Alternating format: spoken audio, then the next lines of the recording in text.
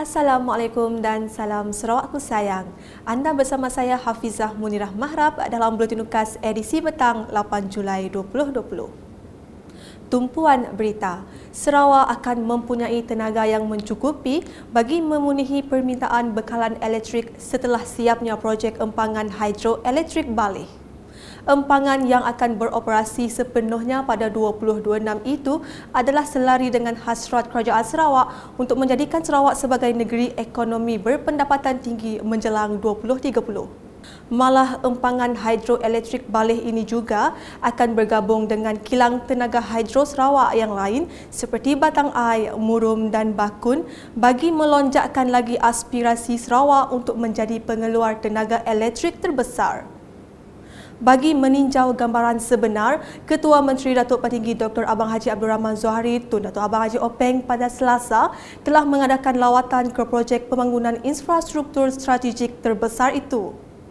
Beliau telah diberikan taklimat mengenai perkembangan terkini projek tersebut yang disampaikan pengarah projek empangan hidroelektrik Baleh Tan Hak Kiat. Sementara itu, Menteri Utiliti Sarawak Datuk Seri Dr. Stephen Rundi menjelaskan projek empangan Baleh ini sangat penting dalam menjamin keupayaan tenaga yang diperlukan untuk pembangunan Sarawak. Ujarnya, sokongan dan kerjasama masyarakat Baleh dan Kapit yang terjejas secara langsung dan tidak langsung sangat penting bagi kejayaan pelaksanaan projek mega itu yang bakal menghasilkan 1,285 megawatt tenaga untuk keperluan rakyat di negeri ini. Seterusnya, Menteri Muda di Jabatan Ketua Menteri Undang-Undang dan Adat Bumi Putera Sarawak, Datuk John Siki Tayai, menyarankan penduduk untuk mencari tapak rumah panjang yang lebih sesuai dan selamat jauh dari sungai supaya tidak terdedah kepada kejadian banjir. Menurutnya, selepas mengadakan lawatan ke tapak projek program transformasi luar bandar RTP dan program santai di Sungai Bawang, Sungai Tau dan Sungai Anak pada Isnin, ini perlu bagi memastikan keselamatan penduduk lebih terjamin apabila tibanya musim hujan dan air pasang besar yang sering berlaku sehingga mengakibatkan banjir. Banyak permohonan yang diterima bagi meratakan tapak rumah panjang baru. Ini disebabkan kedudukan rumah panjang baru terdedah dengan banjir, khususnya banjir besar seperti yang pernah berlaku pada awal 2018 lepas. Keadaan ini berikutan pada masa dahulu belum ada jaringan jalan raya dan kebanyakan rumah panjang didirikan di tepi sungai. Dalam lawatan itu, Datuk John Siki telah meninjau projek-projek bangunan yang sedang dan akan dilaksanakan di Rumah Panjang Sawan Sungai Bawang, Rumah Panjang Umpang Sungai Tau dan Rumah Panjang Dika Sungai Anak seperti meratakan tapak rumah panjang baru dan projek jalan depan rumah panjang. Beliau turut bertemu penduduk di Rumah Panjang Jentang Anak Ansi di Sungai Anak dan menyerahkan cek projek kecil luar bandar MRP sebanyak RM15,000 kepada Jawatan Kuasa Kemajuan dan Keselamatan Kampung JKKKK Rumah Panjang Jentang. Selanjutnya, Ketua Masyarakat dan Ketua Kaum KMKK diingatkan supaya memainkan peranan dalam menyampaikan isu dan masalah rakyat kepada kerajaan. Menurut Ahli Dewan Undangan Negeri Adun Meluan, Roland Duat Jubin, KMKK adalah individu yang paling dipercayai dapat membantu kerajaan dalam menyelesaikan permasalahan penduduk. Semasa berucap di majlis penyerahan cek kepada 4 buah JKKK di Lijan Julau pada Ahad, beliau juga mengingatkan penduduk agar sentiasa bekerjasama dengan semua agensi kerajaan.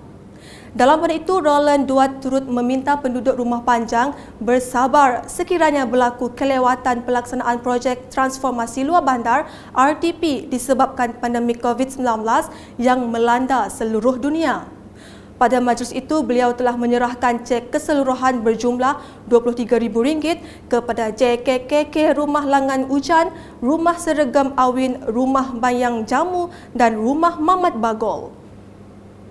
Beralih ke perkembangan mengenai projek pembangunan di kawasan Dun Demak Laut. Penduduk-penduduk kampung Bakolot yang terletak di dalam kawasan Dewan Undangan Negeri Dun Demak Laut boleh menarik nafas lega apabila 4 buah projek pembangunan kini sedang dalam pembinaan.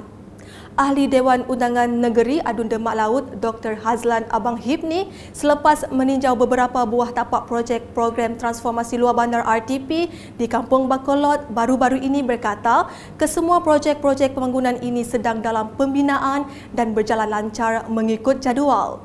Antara projek RTP Kampung Bacolod yang dilawati ialah projek bina baru sistem perparitan, projek membina pusat komuniti, projek naik taraf Dewan Masyarakat dan projek naik taraf Padang Bola Sepak.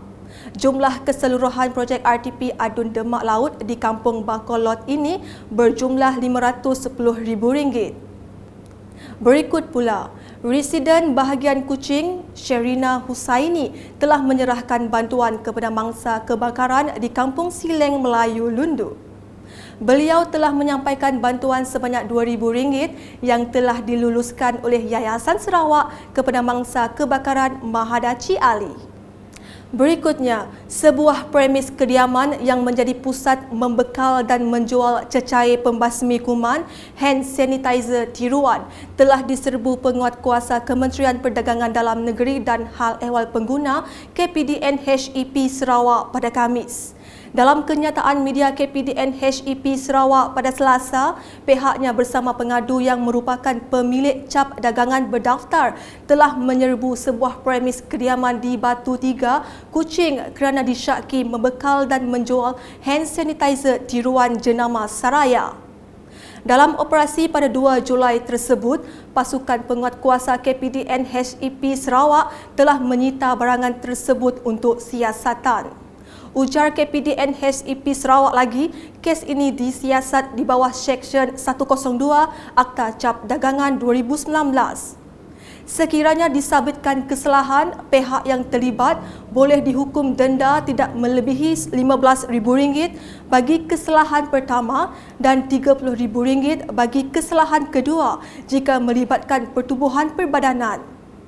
Manakala jika pihak tersebut merupakan orang perseorangan atau berkumpulan, mereka akan didenda tidak melebihi RM10,000 dan dipenjara tidak melebihi 3 tahun atau kedua-duanya bagi kesalahan pertama dan RM20,000 bagi kesalahan kedua atau dipenjara tidak melebihi 5 tahun atau kedua-duanya.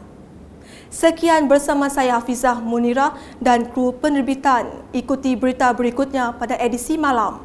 Dapatkan berita terkini Sarawak setiap hari dengan melayari UKAS channel di YouTube atau di Facebook, Instagram, Twitter dan aplikasi Telegram Buletin UKAS. Salam UKAS.